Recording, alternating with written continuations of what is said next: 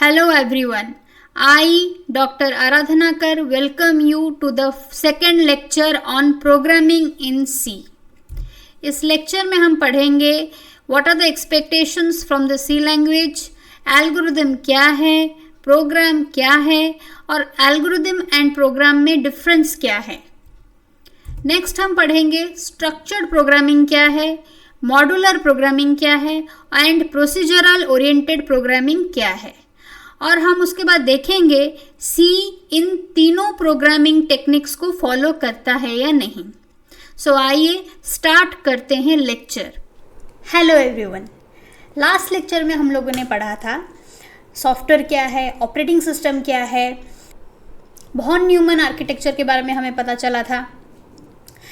ना ये सब हम लोग क्यों जान रहे थे, क्योंकि सी हम लोग कंप्यूटर में ही इंस्टॉल करेंगे और सी के इंस्टॉलेशन के लिए कौन से चीज़ें हमको हेल्प करती हैं थोड़ी बहुत हमको जाननी होगी ना. अभी हम पढ़ते हैं कि एक प्रोग्रामिंग लैंग्वेज से हमारे एक्सपेक्टेशंस क्या हैं ना. आप सब सोच सकते हैं कि एक्सपेक्टेशन की बात क्या है, हमको सेमेस्टर में पढ़ाया जाता है तो हम पढ़ेंगे ही. बात यह है कि जब किसी ने प्रोग्रामिंग लैंग्वेज बनाया होगा उसने ये नहीं सोचा होगा कि कभी सेमेस्टर में ऐड होगा. उसने बेसिकली कंप्यूटर कम्युनिटी के लिए बनाया ताकि हमारे काम आसान हो सके.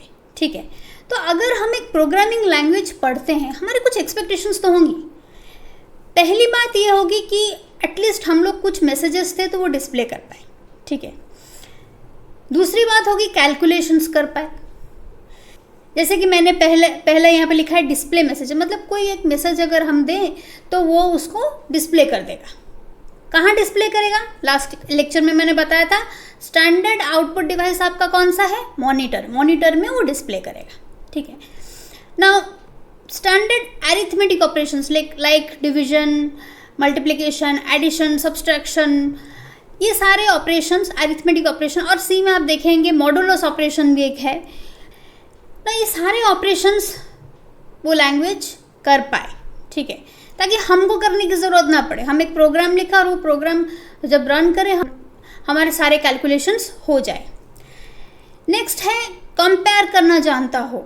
मतलब अगर हम दो नंबर देते हैं तो एक नंबर दूसरे से कितना बड़ा है या कितना छोटा है, कितना बड़ा है कितना छोटा है वो तो सब्सट्रैक्शन से पता चल जाएगा ना. बड़ा है या नहीं, इक्वल है या नहीं, ये कंपैरिजन हमें करना पड़ता है. ठीक है. सपोज एक एग्जांपल देती हूँ. रेलवे में हम सब ने टिकट बुक किया होगा ना. सीनियर सिटीजन कंसेशन रहता है, राइट. तो सीनियर सिटीजन कंसेशन के लिए कोई कंडीशंस तो होगा ना. अगर एक प्रोग्राम लिखने के लिए बोला जाए कि सीनियर सिटीजन कंसेशन किस किस को मिलेगा ना, वो तो एज पे डिपेंडेंट है ना. एज का एक क्राइटेरिया होगा. सो वो क्राइटेरिया जब हम प्रोग्राम में देते हैं कंप्यूटर एग्जीक्यूट करता है उस प्रोग्राम को और हमें आउटपुट मिलता है कि एक पर्टिकुलर पैसेंजर को सीनियर सिटीजन कंसेशन मिलना चाहिए नहीं ना. यहाँ पर कंपैरिजन आती है या नहीं कि अगर कोई एज एंटर करे तो वो एक्चुअली सीनियर सिटीजन कंसेशन पाने के लिए उतना एज का है या नहीं, वो तो कंपैरिजन करना पड़ेगा ना. सो एक प्रोग्रामिंग लैंग्वेज कंपेयर कर पाता हो. और लास्ट क्लास में मैंने आपको बताया था सीपीयू में ये सब होता है, राइट. नेक्स्ट आता है अरेंजिंग सिमिलर डाटा. पहली बात तो हम ये समझेंगे डेटा को अरेंज करना ज़रूरी है. मान लीजिए आपके रूम में कोई भी चीज़ कहीं भी पड़ी होगी. आज एक बुक को आप एक जगह रखते हैं, कल कहाँ रखेंगे पता नहीं, तो आपको इस तरह से चीज़ें मिलने में प्रॉब्लम होगी. तो हम क्या करते हैं, हम अरेंज करके रखते हैं. हाँ, कपड़े एक जगह पे रखेंगे, बुक्स एक जगह पे रखेंगे, बुक्स का भी हम अरेंजमेंट करते हैं. सो अरेंजमेंट हम लोग क्यों करते हैं कि हम जब सर्चिंग करें ना अपनी चीज़ों के लिए हमको ज़्यादा टाइम ना लगे, जल्दी से मिल जाए. ठीक है, इसलिए हम लोग अरेंज करते हैं ना. अरेंजमेंट में आती है similar data, dissimilar data. Similar मतलब मान लीजिए क्लोथ्स, आपके कबर्ड में क्लोथ्स हैं. ठीक है, वो क्लोथ्स कैटेगरी में आएंगे तो वो एक्चुअली सिमिलर डेटा है. लेकिन आपके बुक्स उनसे अलग हैं, उसके लिए आप एक अलग रैक रखते हैं. सो कैसे हम सिमिलर चीज़ों को अरेंज कर पाएँ, मतलब जब भी हम सर्च करें ना इजीली जल्दी मिल जाए हमको. सिमिलर चीज़ों को भी कैसे हम अरेंज करके रख पाएँ कि जब भी सर्च करें हमें आराम से मिल जाए। नेक्स्ट आती है हमारी breaking the problem into sub problems. मतलब अगर आपको एक प्रोग्राम दिया गया है, उसको आप उसको ब्रेक करेंगे। प्रॉब्लम्स को जब आप ब्रेक करते हैं तब प्रॉब्लम सॉल्व करना आसान हो जाता है। जैसे हमको कभी भी चाइल्डहुड में हमें जब भी हम कोई क्वेश्चन पढ़ते थे, हमको हमेशा बोला जाता है क्वेश्चन को धीरे धीरे ब्रेक करके पढ़ो ताकि समझ में आए क्वेश्चन क्या पूछ रहा है, उसने क्या दिया है और क्या मांग रहा है। ठीक है, तो उसी तरह अगर एक प्रॉब्लम को आप सब प्रॉब्लम्स में डिवाइड करें तो आगे पढ़ेंगे उसका क्या एडवांटेज होगा। ये एक प्रोग्रामिंग लैंग्वेज को करना चाहिए। देन एक चीज़ है allocating memory at run time. इस चीज़ के बारे में अभी मैं नहीं बता रही हूँ बिकॉज बहुत बिगिनर्स भी देखते होंगे और उनको शायद थोड़ा कन्फ्यूजन हो। मेमोरी कंपाइल टाइम में एलोकेट होता है और एक है रन टाइम में एलोकेट होता है। उन दोनों में क्या फ़र्क मैं बताऊँगी, बस इतना बता रही हूँ। रन टाइम में जब एलोकेट करते हैं उसके लिए हमें पॉइंटर्स की ज़रूरत होती है। पॉइंटर्स एक बहुत इंपॉर्टेंट कॉन्सेप्ट है सी में। और लास्ट को है फाइल ऑपरेशंस, मतलब फाइल में डेटा स्टोर करना, अगर डेटा है तो फाइल से रिट्रीव करना, ये सारी चीज़ें हैं ना। इतने सारे एक्सपेक्टेशंस के बारे में तो हम लोगों ने पढ़ लिया ना। इन एक्सपेक्टेशंस को क्या सी पूरा करता है? पूरा करता है बिल्कुल। मैसेज डिस्प्ले करने के लिए हमारे पास फंक्शंस है लाइक प्रिंटिफ। अरिथमेटिक ऑपरेशंस के लिए सी में बहुत सारे ऑपरेटर्स हैं जो अरिथमेटिक ऑपरेशंस कर सकते हैं। कंपैरिजन के लिए भी बहुत सारे रिलेशनल ऑपरेटर्स हैं जो कर सकते हैं। अरेंजिंग सिमिलर डाटा, इसमें आता है हमारा एक कॉन्सेप्ट एरे। डिसिमिलर डेटा में हमारा आता है structures. Breaking the problem into sub problems, मतलब हम फंक्शंस बनाना सीखेंगे। ठीक है, पहले तो आप मेन फंक्शन के बारे में जानेंगे, फिर आप फंक्शंस बनाना सीखेंगे। नेक्स्ट, रन टाइम में जब मेमोरी एलोकेट होता है वो तो पॉइंटर्स का कॉन्सेप्ट है। और फाइल ऑपरेशन आता है जो कि मैंने कहा। ना ये सारी चीज़ें जो सी में हैं ना, इसको सी को बनाया किसने है? सी के ऑथर हैं Dennis Ritchie and Brian Kernighan. Ritchie and Kernighan. Normally जब आप सर्च करते हैं डेनिस रिची का नाम आता है, लेकिन ब्रियन कर्निगन एक को ऑथर है। आप ये देख सकते हैं, एक साइट है, मैं उसका लिंक डिस्क्रिप्शन बॉक्स में दे दूंगी, IEEE एक्सप्लोर। ठीक है ना, या इस साइट में होता क्या है, रिसर्च पेपर्स होते हैं। ठीक है, तो ब्रियन कर्निगन ने सी लैंग्वेज पे एक पेपर लिखा था।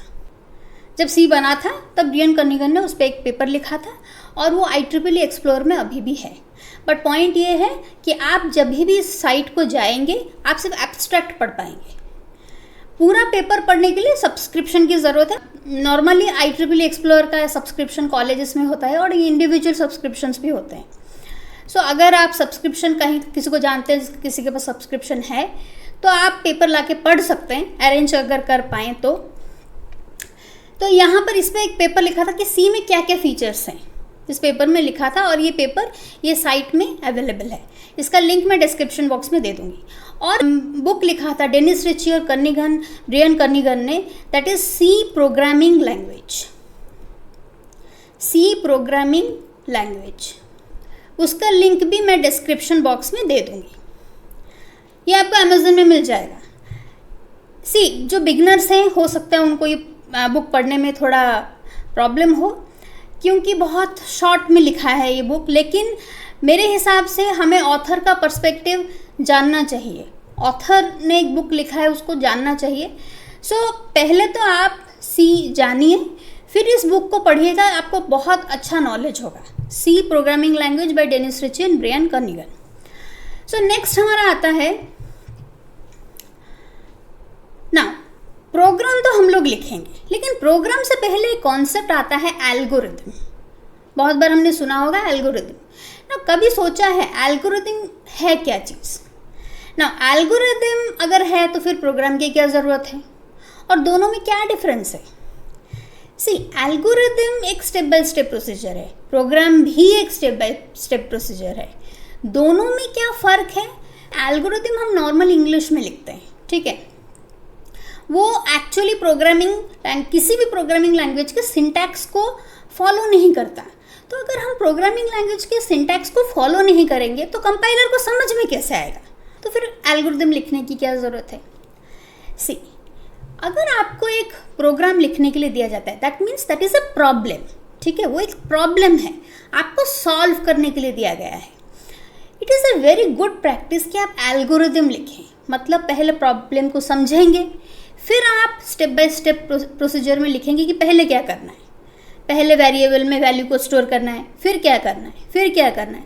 अगर उसको ऐसा लिखा होगा, उसको प्रोग्राम में कन्वर्ट करना बहुत आसान होता है, ठीक है। और एक प्रॉब्लम को सॉल्व करने के डिफरेंट तरीके होते हैं। सपोज मैंने आपको एक प्रोग्राम दिया कि एक नंबर का रिवर्स निकालना है ना, आप एक तरीके से लिख सकते हैं, मैं दूसरे तरीके से लिख सकती हूँ, कोई तीसरा तरीके से भी लिख सकता है। तो कौन सा प्रोग्राम फॉलो होना चाहिए? अगर प्रोग्राम का आउटपुट आ रहा है, तीनों के तीनों प्रोग्राम आप फॉलो कर सकते हैं, लेकिन बात क्या है, कौन सा प्रोग्राम एफिशिएंट है? एफिशिएंसी की बात अगर हम करें, इसका मतलब ये है कि किस प्रोग्राम में कौन सा प्रोग्राम जल्दी काम कर रहा है। सी, अगर हम ऐसे देखें तो आपका प्रोग्राम, मेरा प्रोग्राम और तीसरे इंसान का प्रोग्राम इतना जल्दी काम करेगा कि हमें पता भी नहीं चलेगा डिफरेंस क्या है, क्योंकि प्रोसेसर इतना फास्ट काम करता है कि हमें लगता है बहुत जल्दी हो रहा है। लेकिन प्रोग्राम की एफिशिएंसी कैसे पता चलती है? जैसे हम ना साइज़ ऑफ द डेटा बढ़ा देते हैं। मान लीजिए अगर मैं 50 स्टूडेंट्स का उनके मार्क्स का एवरेज निकाल रही हूँ, वो बात अलग है। अगर मैं उसको 1000 कर दूँ, 10,000 कर दूँ, 1 लाख कर दूँ, तब समझ में आएगा कि प्रोग्राम कितना एफिशिएंट है, कितनी जल्दी काम कर रहा है। सो मान लीजिए डेटा का साइज़ मान लीजिए n है, नंबर ऑफ़ डेटा कितना है n। अगर n आपका बढ़ता है, उसके बाद भी आपका प्रोग्राम एफिशिएंटली काम कर रहा है, वो जल्दी काम कर रहा है, तो आप समझ सकते हैं कि वो प्रोग्राम एफिशिएंट है ना। एल्गोरिदम पे अगर आए, कंप्यूटर में एक सब्जेक्ट है एल्गोरिदम डिज़ाइन एंड एनालिसिस। सो पहले प्रॉब्लम हमें मिलता है, फिर हम एल्गोरिदम लिखते हैं, फिर उसको एनालाइज करते हैं कि उसकी एफिशिएंसी क्या है, फिर उस पर प्रोग्राम हम लिखते हैं। देखिए, अगर कहीं पर ऐसा नहीं है कि कोई एल्गोरिदम हमने लिखा, उसकी एफिशिएंसी इतनी नहीं है तो उस पर प्रोग्राम लिखा नहीं जाता, ऐसा नहीं है। जैसे फॉर एग्जांपल मैं आपको बता रही हूँ ना, शॉर्टिंग मतलब आपको पता होगा। सपोज मैंने आपको कुछ नंबर्स दिए, उनको शॉर्ट करना है असेंडिंग ऑर्डर में, मतलब आपको उनको अरेंज करना है छोटे से बड़े तक, ठीक है। तो बहुत सारे शॉर्टिंग एल्गोरिदम्स हैं, बबल शॉर्ट, इंसर्शन शॉर्ट ना। पॉइंट ये है कौन सा शॉर्ट कौन से सिचुएशन में बहुत अच्छा काम करेगा। ये चीज़ें हम सिर्फ प्रोग्राम जब लिखते हैं सेमेस्टर वाइज इतना पता नहीं चलता, लेकिन जो लोग रिसर्च करते हैं उनको एक्चुअली पता चलता है, क्योंकि उनका डाटा साइज बहुत ज़्यादा होता है और हमेशा वो सोचते हैं जल्दी कैसे काम करें, क्योंकि जल्दी काम नहीं करेगा तो हम लोग भी इरिटेट हो जाते हैं, ये कैसा कंप्यूटर है, कितना टाइम ले रहा है, ठीक है। सो एल्गोरिदम और प्रोग्राम का इंपॉर्टेंस आप समझ पा रहे होंगे। पहली बात ये है, एल्गोरिदम भी स्टेप बाय स्टेप प्रोसीजर है, प्रोग्राम भी स्टेप बाय स्टेप प्रोसीजर है। प्रोग्राम को कंपाइलर ट्रांसलेट कर पाता है, एल्गोरिदम को नहीं कर पाता, क्योंकि एल्गोरिदम प्रोग्रामिंग लैंग्वेज का सिंटैक्स फॉलो नहीं करता, ठीक है। दूसरी बात ये है कि हम मल्टीपल एल्गोरिदम्स लिख सकते हैं और उसके लिए हर एल्गोरिदम के लिए एक प्रोग्राम लिख सकते हैं। मतलब एक प्रॉब्लम के लिए हम मल्टीपल एल्गोरिदम्स लिख सकते हैं और हर एल्गोरिदम को दूसरे अलग अलग प्रोग्राम में लिख सकते हैं या एक ही प्रोग्राम में लिख सकते हैं using functions. Now algorithm syntax को फॉलो नहीं करता, किसी भी प्रोग्रामिंग लैंग्वेज की सिंटैक्स को फॉलो नहीं करता, प्रोग्राम लेकिन करता है। This is the difference between algorithm and program. Next आते हैं structured programming. Now structured programming में आपको क्यों पढ़ा रही हूँ पहले मैं बता देती हूँ। सी एक स्ट्रक्चर्ड प्रोग्रामिंग है। मैं जो चीज़ें भी पढ़ा रही हूँ ना, वो सी के लिए ज़रूरी है। सी स्ट्रक्चर्ड प्रोग्रामिंग है, सी एक मॉड्यूलर प्रोग्रामिंग है, सी एक हाई लेवल लैंग्वेज है। ये हमें पता होना चाहिए कि स्ट्रक्चर्ड प्रोग्रामिंग क्या होता है। देखिए, स्ट्रक्चर प्रोग्रामिंग में मेनली 4 चीज़ों पे ध्यान दिया जाता है। एक तो है सीक्वेंस, दूसरा है रिपीटेशन, तीसरा है सिलेक्शन, चौथा है सब रूटीन्स। सो सीक्वेंस क्या होता है? सीक्वेंस का मतलब ये है कि आपका जो प्रोग्राम आप लिखेंगे ना, उसका एंट्री पॉइंट एक होगा और एग्जिट पॉइंट भी एक ही होगा। मतलब स्टार्ट, मतलब मैं समझाती हूँ। मान लीजिए आपको प्रोग्राम दिया गया है। सो उस प्रोग्राम में मान लीजिए आपके 5 स्टेटमेंट्स हैं। सो ये पहला स्टेटमेंट, दूसरा, तीसरा, चौथा, 5वां, ठीक है। सो ये जो पहला स्टेटमेंट है ना, उससे प्रोग्राम स्टार्ट होगा। पहले के बाद दूसरा होगा, दूसरे के बाद तीसरा होगा, तीसरे के बाद चौथा होगा, चौथा के बाद 5वां होगा। ऐसा नहीं है कि आप पहला स्टेटमेंट एग्जीक्यूट होगा, फिर तीसरा होगा, फिर 5वां होगा, फिर नेक्स्ट टाइम जब प्रोग्राम एग्जीक्यूट करेंगे दूसरा होगा पहले, फिर 5वां होगा। ऐसा नहीं होगा, सिक्वेंसली होगा। एक एंट्री, यहाँ का एंट्री पॉइंट क्या है? फर्स्ट इंस्ट्रक्शन, और एग्जिट पॉइंट क्या है? 5th इंस्ट्रक्शन, ठीक है। और वो चेंज नहीं होने वाला। और एक फर्स्ट इंस्ट्रक्शन के बाद हम सेकंड करेंगे, सेकंड के बाद थर्ड करेंगे, थर्ड के बाद फोर्थ करेंगे, फोर्थ के बाद फिफ्थ करेंगे। ये सिक्वेंसली चलेगा अनलेस आप कोई ऐसा कंडीशन देते हैं कि उसको सेकंड स्टेटमेंट के बाद फिफ्थ स्टेटमेंट को जाना है। अगर आप ऐसा कंडीशन नहीं देते हैं, वो ऐसा नहीं करेगा, ठीक है। हम जब सी पढ़ेंगे मैं आपको बताऊंगी कैसे होता है। कभी कभार ऐसा भी होता है कि सेकंड इंस्ट्रक्शन के बाद वो 5th इंस्ट्रक्शन एग्जीक्यूट कर रहा होगा। क्यों कर रहा है मैं वो बताऊंगी। सो इसका सीक्वेंस का मतलब है सीक्वेंसली हर चीज़ होगा, एक ही एंट्री पॉइंट, एक ही एग्जिट पॉइंट होगा। सीक्वेंसली तब तक होगा अनलेस जब तक आप कोई कंडीशन ऐसा नहीं देते। नेक्स्ट है रिपीटेशन। मान लीजिए मैं आपको बोलूँगी इंडिया इज़ माई कंट्री, आप इसको 1000 टाइम्स प्रिंट कीजिए। तो क्या आप 1000 टाइम्स लिखेंगे इंडिया इज़ माई कंट्री? नहीं, आप ऐसा कुछ करेंगे, एक ही बार लिखेंगे, लेकिन प्रोग्राम उसको 1000 टाइम्स प्रिंट करेगा, ठीक है। तो वो चीज़ें आती है रिपीटेशन। वो रिपीटेशन करने के लिए हमें प्रोग्रामिंग में क्या वो रिपीटेशन करने के लिए हमें प्रोग्रामिंग में क्या मिलता है? लूप्स, ठीक है। For loop, while loop, do while loop, ये सब आपको सी में मिलेगा। देन सिलेक्शन, जो कि मैंने अभी आपको रेलवे का एग्जाम्पल दिया था। कंपैरिजन, एक पर्टिकुलर कंडीशन सेटिस्फाई होता है या नहीं। मान लीजिए आपको मल्टीपल स्टेटमेंट्स दिए गए हैं, उन स्टेटमेंट्स में से आपको एक स्टेटमेंट चूज करना है बेस्ड ऑन ए कंडीशन। तो वहाँ पर आपका आता है इफ एल्स, स्विच स्टेटमेंट, ये सब आता है, जिसको बोलते हैं सिलेक्शन। मतलब एक कंडीशन को देखा जाएगा कि वो सेटिस्फाई हो रहा है नहीं, और उसके बाद उस कंडीशन के बेसिस पे एक स्टेटमेंट सिलेक्ट किया जाएगा।